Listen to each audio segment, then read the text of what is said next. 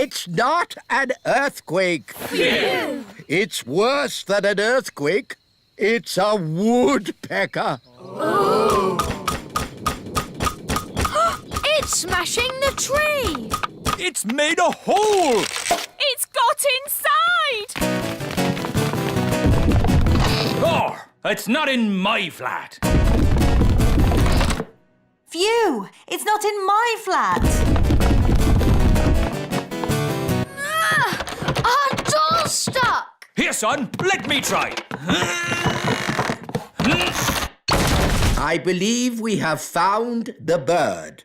Everybody, keep calm and don't panic. Ah! Ah! Everybody out! Run for your lives! Hello, Ben.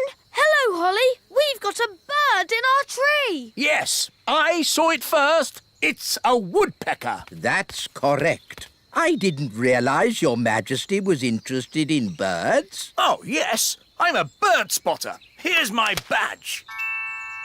Then it's very good you turned up. We need all the help we can get. Take me to the bird.